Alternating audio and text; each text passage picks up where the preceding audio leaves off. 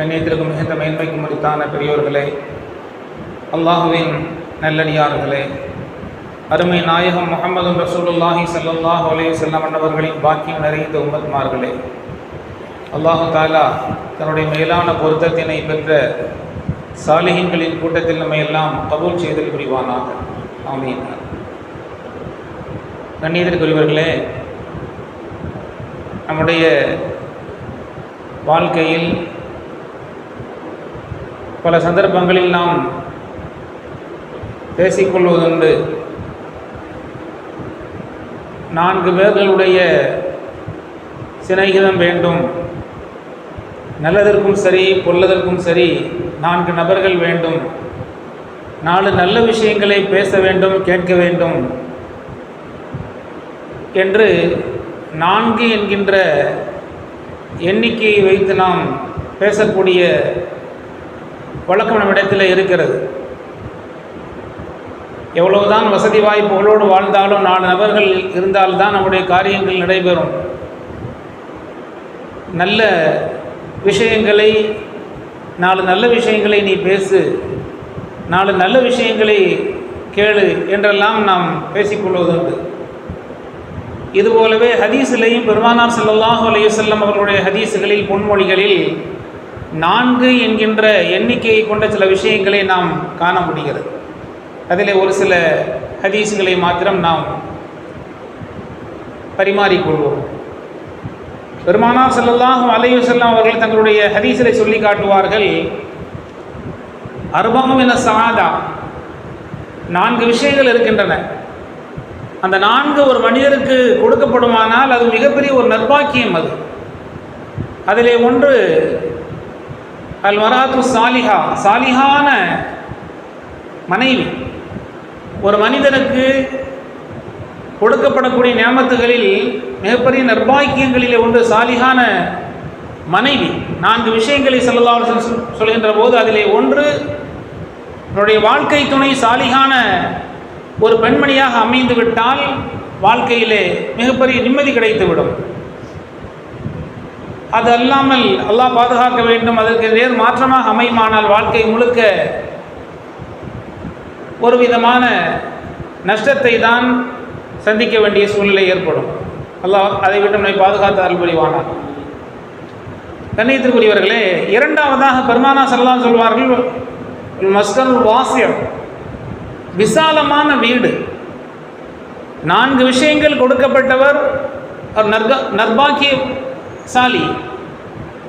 ஒன்று சாலிஹான வாழ்க்கை துணை, சாலிஹான பெண்மணி. இரண்டாவதாக வீடு என்று சொன்னால் அது விசாலமானதாக இருக்க வேண்டும். வீடு எந்த அளவுக்கு விசாலமாக இருக்குமோ அந்த அளவுக்கு மன மகிழ்ச்சி ஏற்படும், ஒரு சந்தோஷம் இருக்கும். வீடு நெருக்கடியாக இருக்குமானால் அது மனதுக்கும் நெருக்கடி, எல்லா நிலைகளிலேயும் அது நெருக்கடியாக அமைந்து விடும் என்பது மார்க்கத்தினுடைய பார்வை. எனவேதான் விசாலமான வீடு ஒரு மனிதருக்கு கொடுக்கப்பட்டிருக்கிறது என்று சொன்னால் அவர் பாக்கியமானவர் என்று இரண்டாவதாக ஸல்லல்லாஹு அலைஹி வஸல்லம் 2வது விஷயத்தை சொல்வார்கள்.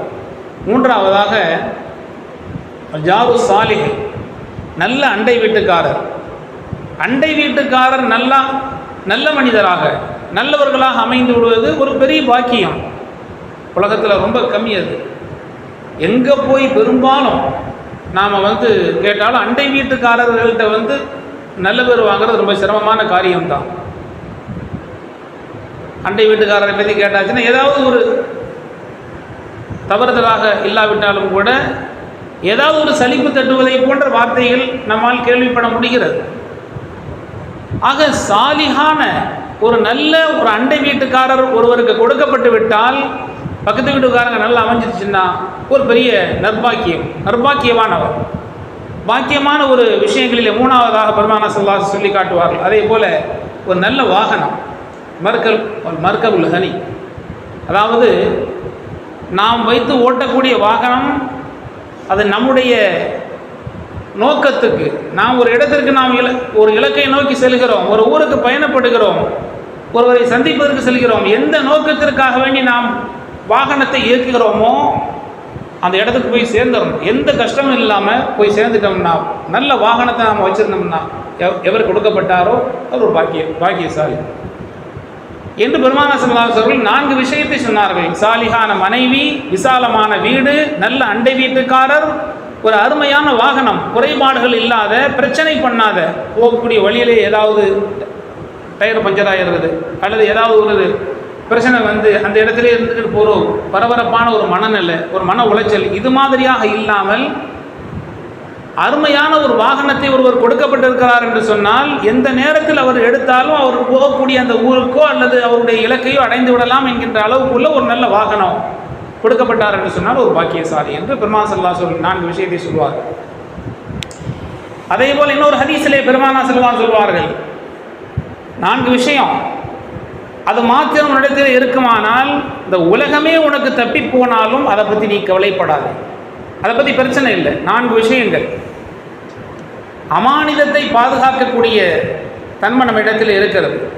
ஒரு அமானிதம் நம்ம இடத்திலே வழங்கப்பட்டிருக்கிறது. அந்த அமானிதத்தை சரியான முறையிலே பேணி பாதுகாக்கக்கூடிய ஒரு நல்ல நிலை நம்ம இடத்திலே இருக்கிறது என்று சொன்னால் இந்த உலகமே நமக்கு கிடைக்காவிட்டாலும் கூட, எவ்வளவு பெரிய விஷயம் இழந்துவிட்டு போனாலும் கூட அது பெரிய இழப்பல்ல என்று அந்த 4 விஷயங்களிலே ஒன்றாக அமானிதத்தை பாதுகாப்பது. அதே போல உண்மை பேசுவது, சிதகு ஹதீஸ், உண்மையான விஷயங்கள் எப்போ பேசினாலும் சரி. உண்மை என்பது கசப்பாக இருக்கும், கொஞ்சம் மனக்கசப்பை உண்டாக்கும் தான். ஆனால் சில நாட்கள் கழிந்த பின்னால் அவர் சொல்வது நியாயம்தான், அவர் சொல்வது நியாயம்தான் என்று படும். எனவே ஒரு வருத்தம் இருக்கும் உண்மையை சொல்கின்ற போது. உண்மையை சொன்னால் ஒரு வருத்தம் இருக்கும், சில சின்ன சின்ன சங்கடங்கள் இருக்கும். ஆனால் சில நாட்கள் கழித்து அது இனிப்பானதாக இருக்கும், அது நியாயமானதாகப்படும். எனவே ஒருவர் உண்மை பேசக்கூடிய நடைமுறையை கொண்டு நடந்தார் என்று சொன்னால் அவருக்கு இந்த உலகமே தப்பி போனாலும் எந்த விதமான நஷ்டம் அவருக்கு இல்லை. 3ஆவதாக பெருமானார் ஸல்லல்லாஹு அலைஹி வஸல்லம் சொன்னார்கள், நல்ல குணம், ஹுஸ்னுல் குலுக், ஒரு நல்ல நற்பண்பு கொடுக்கப்பட்டிருக்கிறார் என்று சொன்னால் அவருக்கு வேறு எந்த கவலையும் இல்லை. எது இழந்துபட்டு போனாலும் சரி அவர் ஒரு பெரிய பாக்கியசாலி. அதே போல 4ஆவதாக உணவு விஷயத்தில் ஹராம் ஹலாலை பேணி நடந்து கொள்வது. இந்த 4ம் ஒருவருக்கு இருந்தால், உணவு என்பது சாதாரணமான விஷயங்கள். இன்றைக்கு நோயே உணவினால் தான், நமக்கெல்லாம் தெரிந்தது தான்.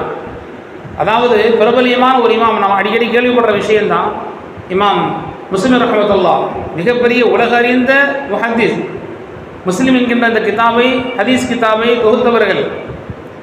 அவர்களுக்கு மரணம் எப்படி வந்தது, வரலாறு ஹதீபி பகதாதி என்கின்ற ஒரு மிகப்பெரிய இமாம் அவர்களுடைய அந்த வரலாற்றை சொல்லி காட்டுவார்கள். அவர்களுக்கு பேரித்தம்பலம் அன்பளிப்பாக கொடுக்கப்பட்டது. ஒரு நாள் ஒரு ஹதீஸை ஆய்வு செய்வதற்காக வேண்டி ஒரு அறையை கூட்டிக் கொண்டு ஹதீஸின் மீது உண்டான அந்த ஆர்வத்தில், ஆய்வினுடைய அந்த ஆர்வத்திலே ஹதீஸை எழுதி கொண்டு இருக்கிறார்கள். ஒரு கூடை நிறைய பேரித்தம்பழத்தை கொடுக்கப்பட்டிருக்கிறது. பணிப்பெண் கொண்டு வந்து கொடுக்கிறார்கள். என்னை யாரும் இன்றைக்கு இரவு தொந்தரவு பண்ணக்கூடாது, நான் ஒரு ஹதீஸை ஆய்வு செய்ய போகிறேன் என்று இமாம் முஸ்லிம் ரஹ்மத்துல்லாஹி அவர்கள் சொன்னார்கள். கதவை வெளிப்புற பக்கமாக தாளிட்டுக் கொள்ளும்படி சொன்னார்கள். ஏனென்று சொன்னால் ஏதாவது தட்டுனா கூட உள்ளிருந்து திறக்க வேண்டாம், வெளியில் வந்து அவங்க திறந்துட்டு மறுபடியும் பூட்டிக்கிறலாம் என்று உள் தாப்பா போடாமல் வெளியில் தாப்பா போட சொன்னாங்க. எதுக்கும் எழுந்திருக்கக்கூடாது என்று. அந்த ஹதீஸின் மீது இருக்கக்கூடிய அந்த ஒரு ஆர்வம், அந்த ஆய்வின் மீது இருக்கக்கூடிய அந்த தேட்டம், அதே போலவே பணிப்பெண் கூட நிறைய பேரித்தம்பழத்தை வச்சுட்டு அந்த அம்மா போயிடுச்சு.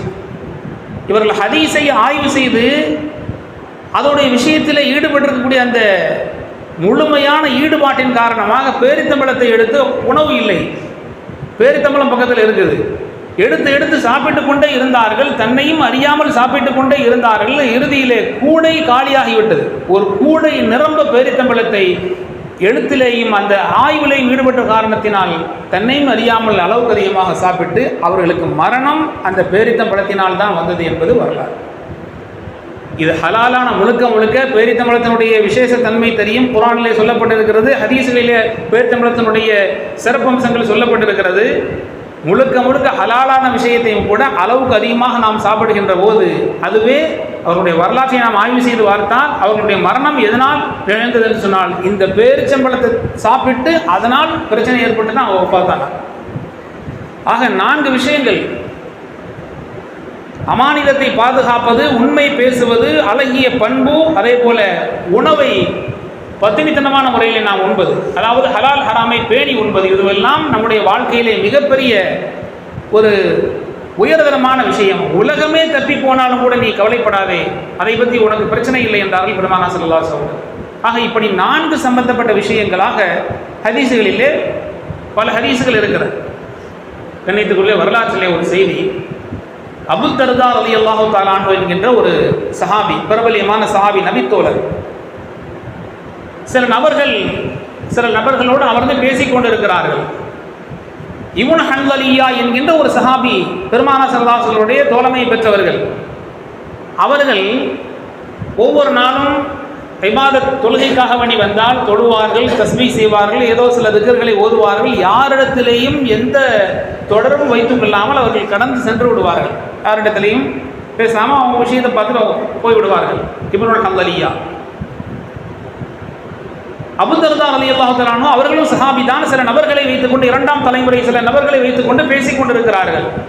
இப்படி எந்த நபர்களோடும் சேராமல் இப்னு ஹன்ஸலியா என்று பெயர் சொல்லப்படக்கூடிய அந்த சஹாபி மாத்திரம் சென்று விடுகிறார்களே என்று ஒரு நாள் அவர்களை அழைத்து, அபூ தர்தா ரலியல்லாஹு தஆலா அன்ஹு என்கின்ற சஹாபி அவர்களை அழைத்து, கலிமத்துன் தன்ஃபஅனா வலா தல்லுர்க, ஏதாவது உபதேசம் செய்தான, ஏதாவது பலனுள்ள ஏதாவது ஒரு செய்தியை சொல்லுங்களேன், ஏதாவது பலனுள்ள எங்களுக்கு பலன் தர்ற மாதிரி செய்தியை சொல்லுங்க, வலா தல்லுர்க, உங்களுக்கு எந்த இடைஞ்சலும் வராமல் பார்த்துக்கிறோங்க, உங்களை ரொம்ப தொந்தரவு பண்ணுற மாதிரி இருந்துச்சுன்னா நாங்கள் தவிர்த்துக்கிறோம், எங்களுக்கு பலனுள்ள செய்தியை சொல்லுங்கள், அதே சமயத்தில் உங்களுக்கு எந்த சங்கடமும் வராமல் பார்த்து கொள்ளுங்கள் என்று அபூ தர்தா ரலியல்லாஹு தஆலா அன்ஹு அவர்கள் ஒரு நாள் கேட்டார்கள். உடனே அதுவரை எந்த விஷயத்திலையும் பங்கு கொள்ளாத, எதை பற்றியும் பரிமாறிக்கொள்ளாதவர்கள் அப்பொழுது சொன்னார்கள், ஒரு நாள் பெருமானார் ஸல்லல்லாஹு அலைஹி வஸல்லம் அவர்கள் ஒரு படையை வெளியூருக்கு அனுப்பி வைத்திருந்தார்கள், போர்க்களம்.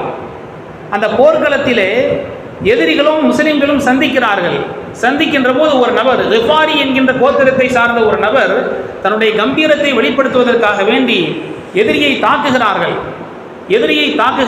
தாக்குகின்ற போது, இதோ நான் ரிஃபாரி என்கின்ற குலத்தை சார்ந்தவன், இதோ என்னுடைய தாக்குதலை நீ வாங்கிக்கொள் என்று தன்னுடைய குலத்தை பற்றி பெருமையாக பேசி அந்த இடத்திலே தாக்குதலை தொடுத்தார்கள். இந்த விஷயத்தை பெருமானார் ஸல்லல்லாஹு அலைஹி வஸல்லம் சபையிலே வைத்து 2 பேர்கள் பேசிக் கொள்கிறார்கள். இந்த செய்தியை சொல்வது இப்னு ஹன்ஸலியா என்பவர்கள் அபூ தர்தா ரலியல்லாஹு தஆலா அவர்கள் கேட்டுக்கொண்டதற்கு இணங்க சொல்கிறார்கள். அந்த சம்பவத்தை நபி ஸல்லல்லாஹு அலைஹி வஸல்லம் அவருடைய மஜ்லிஸில் இருந்து 2 நபர்கள் பேசிக் கொள்கிறார்கள். இப்படி ஒரு படை அனுப்பி வைக்கப்பட்ட போது ஒரு நபர் எதிரியை தாக்குகின்ற போது தன்னுடைய குலப்பெருமையை சொல்லி, நான் ரிஃபாரி குலத்தை சார்ந்தவன், இதோ வாங்கிக்கொள் என்னுடைய அடியை என்று சொன்னாரே, அவர் தன்னுடைய பெருமை பேசியதனால் நன்மை அவர் இழந்து விட்டார் என்று ஒருவர் சொன்னார். ஸல்லல்லாஹு அலைஹி வஸல்லம் மஜ்லிஸில் உட்கார்ந்து பேசுகிறாங்க. இன்னொருவர் சொன்னார், அப்படி ஒன்றும் அவர் நன்மை இழக்க மாட்டார் என்று.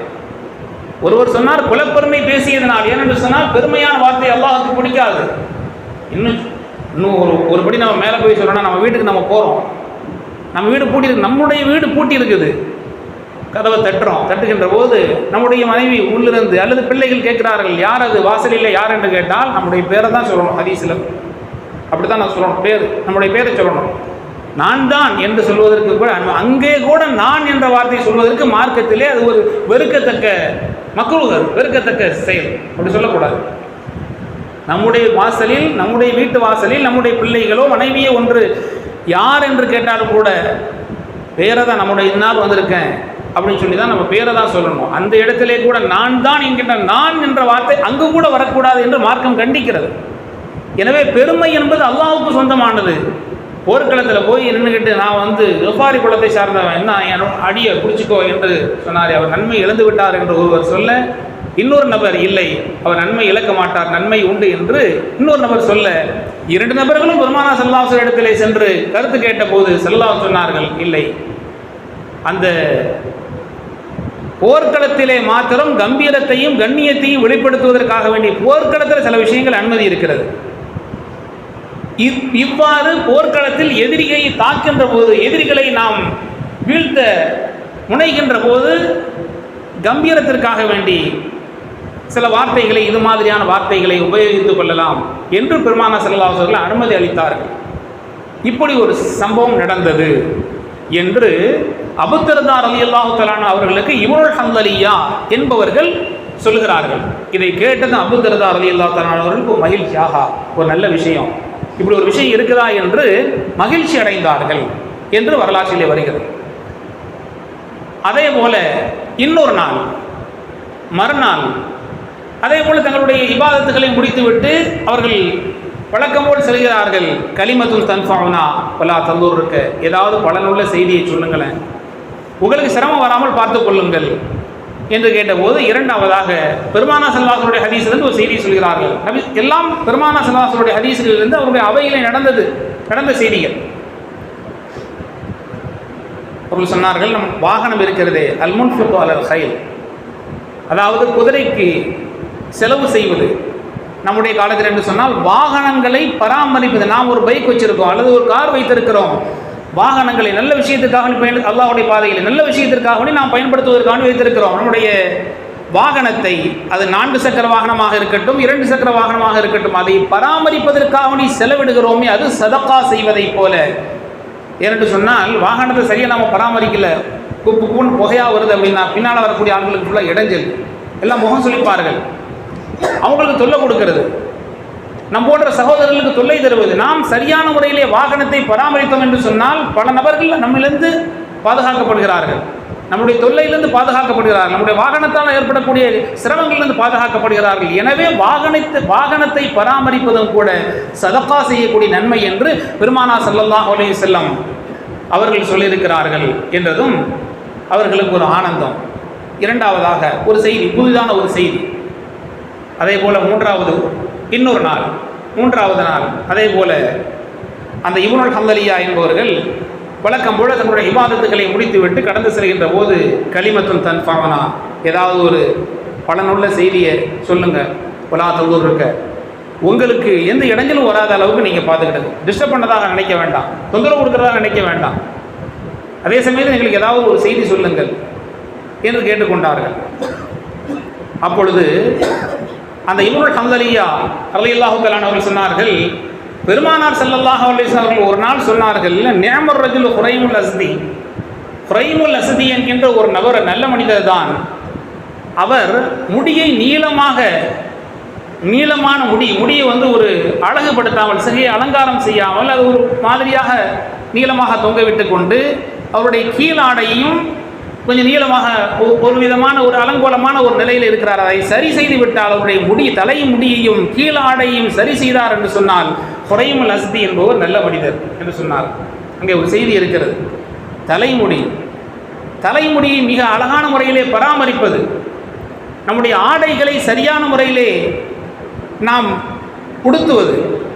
பள்ளிக்கு வருகிறோம் என்று சொன்னால் ஒரு நல்ல ஆடை, வெளியிலே நாம் சில அலுவல்களுக்கு செல்கிறோம் என்று சொன்னால் நல்ல ஆடை. அதே போல் முடியை திருத்தமாக வைத்துக் கொள்வது, ஒரு 4 கிலோ 5 கிலோ முடியை தலையிலே வைப்பதை போல ஒரு நிலை அல்லாமல், சடை பக்கீர் போல் நீளமாக தொங்க விடுவது என்றெல்லாம் இல்லாமல், அது ஒரு அலங்காரம். தலையை சரியான முறையில், முடியை சரியான முறையிலே அவர் சரி செய்து அலங்காரம் செய்து அதை கத்தரித்து சரி செய்து தன்னுடைய கீழ் ஆடையையும் ஒழுங்காக வைத்துக் கொண்டார் என்று சொன்னால் அவர் நல்ல மனிதர் என்று பெருமானார் ஸல்லல்லாஹு அலைஹி வஸல்லம் சொன்னார்கள் என்ற செய்தியை அபூ தர்தா ரலியல்லாஹு தஆலா அவர்களுக்கு இப்னுல் ஹம்தலியா என்பவர்கள் சொல்கிறார்கள். ஆக முடியை பராமரிக்க வேண்டும், சரியான முறையிலே பார்ப்பதற்கு அழகிய தோற்றத்திலே முடியை சரியாக வைக்க வேண்டும். இப்படிலாம் நம்ம பார்த்தோம்னா பொம்பளையா ஆம்பளையான்னு சிக்னலில் நிற்கிறோம் அப்படின்னா கையில் காப்பு இருக்குது, பின்னால் பார்த்தா முடி பெருசாக இருக்குது, தலையில் கிளிப் இருக்குது, முகத்தை பார்த்தா தான் தெரியுது ஆம்பளையா பொம்பளையா. இஸ்லாத்தில் ஆம்பளைக்கும் பொம்பளை, பெண்ணுடைய ஆடையை ஆணோ ஆணுடைய ஆடையை பெண்ணோ அணிவது அது நமக்கெல்லாம் தெரியும், அது ஹராம். அது பெண்ணை போன்ற ஒரு ஆணை போன்று பெண் ஆடை அணியவோ அணிகலன்களை அணியவோ கூடாது. ஆக ஸல்லல்லாஹு அலைஹி வஸல்லம் இவ்வாறு சொன்னார்கள். அந்த ஹுரைமுல் அஸ்தி என்பவர்கள் நல்ல மனிதர், அவர் மாத்திரை செய்துவிட்டால் சரியாக செய்து கொண்டால், அவருடைய முடியை அலங்காரமாக வைத்துக் கொண்டால், அவருடைய கீழாடையை சரி செய்து கொண்டால் நல்ல மனிதர் அவர் என்றார்கள். இந்த செய்தி அந்த அவர்களுக்கு, அந்த சஹாபிக்கு எட்டியதும் அவர்கள் தங்களுடைய முடியை அழகுபடுத்தி கொண்டார்கள், சரி செய்து கொண்டார்கள், காது சோனை வரை இதை சரியான முறையில் கத்தரித்து கீழாடையை அழகுபடுத்தி கொண்டார்கள். இந்த செய்தி மூன்றாவது நாள் இப்னுல் ஹம்தலியா என்பவர்கள் அவர்களுக்கு அபூ தர்தா ரலியல்லாஹு தஆலா அவர்கள் கேட்டுக்கொண்டதற்கு இணங்க சொன்னார்கள். அதே போல் இன்னொரு நாள், 4வது நாள், கலிமத்துன் தன்ஃபஉனா, ஒரு நல்ல ஏதாவது பலனுள்ள செய்தியை சொல்லுங்களேன் வலா தந்தூர் இருக்க, உங்களுக்கு எந்த கஷ்டமும் வராமல் இடைஞ்சலும் வராத அளவுக்கு பார்த்துக்கிடும், உங்களை நாங்கள் தொந்தரவு கொண்டதாக நினைக்க வேண்டாம். அவர்கள் சொன்னார்கள், நீங்கள் நபி ஸல்லல்லாஹு அலைஹி வஸல்லம் சொன்னார்கள் ஹதீஸில், நீங்கள் யாரையாவது உங்களுடைய சகோதரர்களை சந்திப்பதற்காக வேண்டி செல்கிறீர்கள், ஒரு காரியத்திற்காக வேண்டி நீங்கள் பயணப்படுகிறீர்கள், உங்களுடைய ஒரு சகோதரர் நண்பரை பார்ப்பதற்கு சகோதரை பார்ப்பதற்காக நீங்கள் செல்கின்ற போது உங்களை நீங்கள் சரி செய்து கொள்ளுங்கள், ஆடையை சரி செய்து கொள்ள வேண்டும், வாகனத்தை சரியான முறையிலே நாம் ஆக்கிக்கொள்ள வேண்டும், நம்முடைய நிலைப்பாடுகளை நம்முடைய உடை அலங்காரங்களை சரியாக ஆக்கிக் கொள்ள வேண்டும் என்ற அளவுக்கு கான்னக்கும் ஷாமா, ஒரு வெள்ளையான உடல் இருக்கிறது, வெண்ணிறமான உடல் நமக்கு இருக்கிறது என்று சொன்னால் அதில் ஒரு மச்சம் இருந்தால், கருப்பு நிற மச்சம் இருந்தால் எவ்வளவு பளிச்சென்று தெரியுமோ அதுபோல மக்களுக்கு மத்தியிலே நீங்கள் ஒரு மச்சம் ஒரு ஒரு உடலிலே அல்லது ஒரு வெண்ணிற ஆடை இருக்கிறது, அந்த ஆடையிலே ஒரு கருப்பு புள்ளி வைத்தால் எப்படி பளிச்சென்று தெரியும் அதுபோல மச்சத்தை போன்று ஒரு வெண்ணிறமான ஒரு உடலிலே இருக்கக்கூடிய மச்சத்தை போன்று மக்களிலே நீங்கள் தனித்துவமாக தெரிய வேண்டும், அந்த அளவுக்கு உங்களுடைய ஆடை இருக்க வேண்டும், உங்களுடைய வாகனங்கள் இருக்க வேண்டும் என்று பெருமானார் ஸல்லல்லாஹு அலைஹி வஸல்லம் சொல்லி காட்டினார்கள் ஒரு நாள் என்ற ஒரு செய்தியை அபூ தர்தா ரலியல்லாஹு தஆலா அவர்களுக்கு இப்னுல் ஹந்தலியா என்பவர்கள் சொல்லி காட்டினார்கள். இப்படி 4 நாட்கள் 4 விஷயத்தை சொன்னார்கள். எல்லாம் பெருமானார் ஸல்லல்லாஹு அலைஹி வஸல்லம் உடைய ஹதீஸ்களிலிருந்து செய்தி சொன்னார்கள். ஆக இறுதியாக அவர்கள் சொன்னது, நாம் நம்முடைய வாகனமாக இருக்கட்டும், நம்முடைய உடை அலங்காரமாக இருக்கட்டும், மக்களில் தனித்துவமாக நம்மை அடையாளப்படுத்தி காட்டுகின்ற அளவுக்கு ஒரு மச்சத்தை போன்று வெண்ணிறமான, உதாரணத்திற்கு வெண்ணிறமான ஆடையிலேயோ அல்லது வெண்ணிறமான உடலிலேயோ ஒரு மச்சம் இருந்தால் எப்படி பளிச்சென்று தெரியுமோ அதுபோல் உங்களை நீங்கள் அடையாளப்படுத்துகின்ற அளவுக்கு நீங்கள் நாகரீகமான முறையில் ஆடை அணிய வேண்டும், நாகரீகமான முறையில் உங்களுடைய வாகனங்களை ஆக்கிக் கொள்ள வேண்டும் என்று பெருமானார் ஸல்லல்லாஹு அலைஹி வஸல்லம் தங்களுடைய ஹதீஸிலே சொல்லி காட்டினார்கள் என்ற செய்தியை அபூ தர்தா ரலியல்லாஹு தஆலா அவர்களுக்கு 4வது நாளிலே சொல்லி முடித்தார்கள் என்பதை நாம் பார்க்கிறோம். கண்ணியத்துக்குள்ளாக 4 விஷயங்கள், பலனுள்ள செய்திகளை சொல்லி காட்டினார்கள். இதெல்லாம் நமக்கு என்ன சொல்லுகிறது, இந்த செய்தி என்ன சொல்கிறது என்று சொன்னால், ஒரு பெரியவர்களை நாம் பார்க்கிறோம், வயதிலே முதிர்ந்தவர்கள், அனுபவசாலிகளை எல்லாம் நாம் பார்க்கிறோம் என்று சொன்னால், பலனுள்ள நல்ல செய்திகளை நாம் அவரிடத்தில் கேட்டு நம்முடைய வாழ்க்கைக்கு அதுக்கு பாடமாக ஆக்கிக் கொள்ள வேண்டும் என்பது இதிலிருந்து நமக்கு கிடைக்கக்கூடிய செய்தி. அல்லாஹு தஆலா நல்ல விஷயங்களை பெரிய அனுபவசாலிகளிடத்திலேயும் அறிவாளிகளிடத்திலும் இருந்து மார்க்க பற்றுள்ளவர்களிடத்திலிருந்து கேட்டு அதை நம்முடைய வாழ்க்கை பாடமாக ஆக்கிக் கொள்வதற்கு நமக்கு அல்லாஹ் நல்ல நசீபை தந்தல் புரிவானாக.